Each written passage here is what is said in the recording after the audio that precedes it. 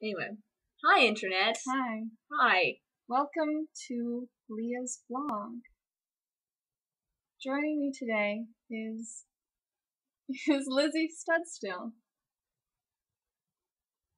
It's so lovely to be here. Yes. I've never done this before in my life, and Yeah. I'm a little nervous about it. She's kind of new, but I'm gonna give it my best shot.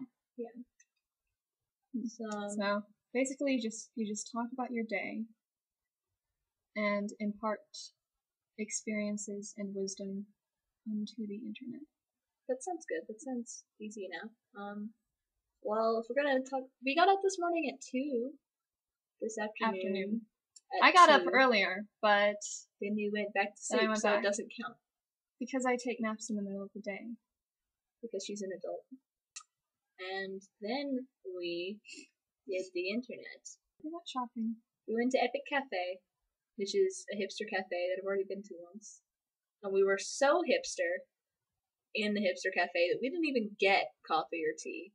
That's too mainstream. That is so predictable. Why would we go to a cafe and get coffee? It's ridiculous. That's too common. So, I had a Coca-Cola float, and Leah had lemonade. Mm-hmm. But I'd like to point out that she had the option of, prickly pear lemonade. They had prickly pear lemonade, and she asked for lemonade, and they were like, do you want to try the prickly pear lemonade? And she said no. And I'm never really going to forgive her for that, because that would have been an amazing life experience, and so obscure. And you just passed up such a golden hipster opportunity. Well, you're wrong. No, I'm pretty sure I'm not wrong. You are so wrong. Because I was just getting the normal lemonade ironically. We got back from shopping at 6 o'clock. We went to several places.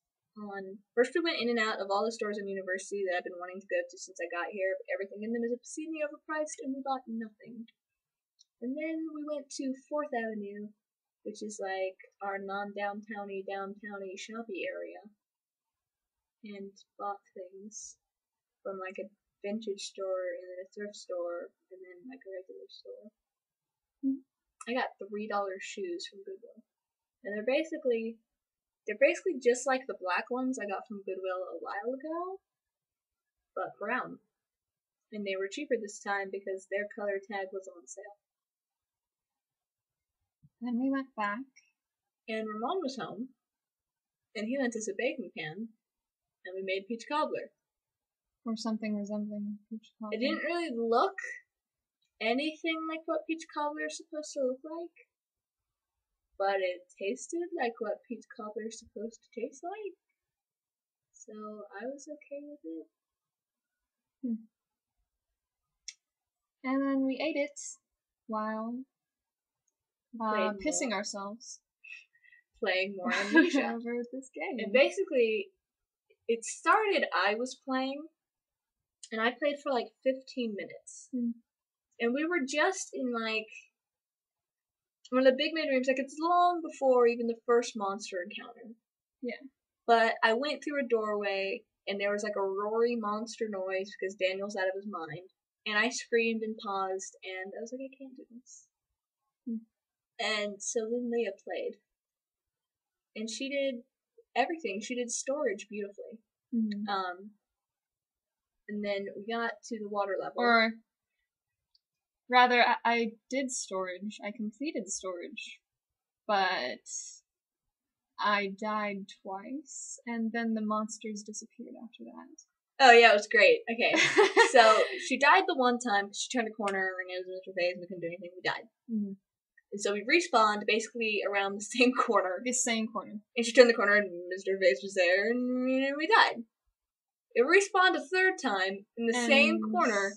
Mr. Face was not there. None of them Mr. Face. So I'm of the opinion that the game, if you die by the same monster too many times, it just moves the monster. But it's still legitimate. I still beat it. So I played the water level because Leah is afraid of the water monster. Even more so than Mr. Face, really. The water monster doesn't scare me nearly as much as the other monsters in the game because it has rules.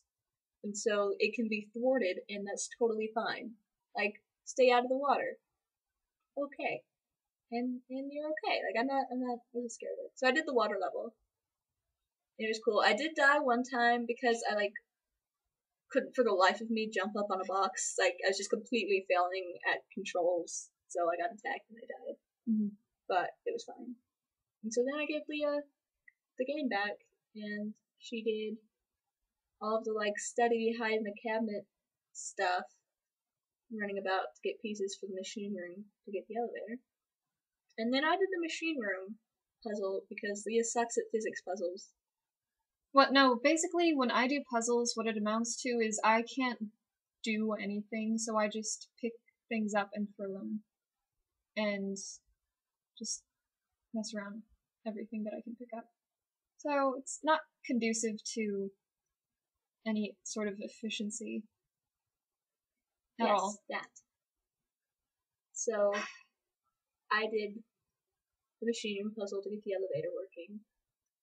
And then we went down the elevator and I gave it back to Leah so that she could play the dungeon. Because I wasn't going to play the dungeon, because if I played the dungeon, it would be let's stare at the pause screen for an hour. Because I refused to move. And so we did that, and we did die in the dungeon one time? Yeah, one time. We died once in the dungeon, which overall is... It's one less than last time. Yeah. Yeah. Basically, we just got really lost a lot. Yeah. And, which was cool. But it was so much scarier than storage. Like, I thought storage was bad, but the dungeons are just... I don't have much to add up, because, like, I guess you have to be, like, there experiencing it for it to sound like a good story. Like, when you just relate it later, it doesn't sound super interesting, but I promise it was so... There's so much tension and emotion And the thing about that game is... heart-pounding. Like, even though we saw people beat it before, they didn't get 100% of the experience. Like, they didn't check out certain things, or they didn't... Well, yeah. So, occasionally we'll come on to things that we've never seen or we've forgotten, and it's just... the terror starts anew. Like, it doesn't even matter if you know that there's going to be a thing there. When you turn a corner and the game makes the holy crap noise and your vision goes all and all you can see is like an outline of a thing, you panic. You fly into a panic. And it's an exhilarating experience. It's taken years off our lives. And we got to the big room. This is only going to mean anything to Victoria. But we got to the room where it was basically like 4 or 5 stories high, and there's like the big column in the middle, and you have to like pull the ladder down to climb up to the platforms to go do stuff. And Manga Minx couldn't for the life of her figure out how to get the ladder down. We just resorted to throwing rocks around. Yeah, we stopped there because that's a good, basically halfway point. That's what I consider as the halfway. So we stopped there. And maybe we'll like finish it tomorrow. Yeah.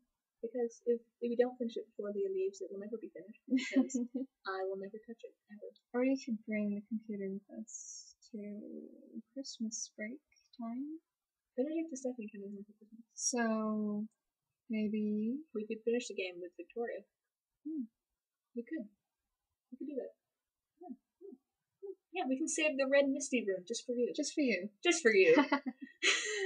And you can play it, and we'll be in the back, holding each other and rocking back and forth. Yep. Yeah. And that's pretty much what's going to go down. So, I feel that when edited, that's not particularly long. What have you learned from Amnesia? What have I learned from Amnesia? So here's my life lesson to you all, just from my experiences of the day.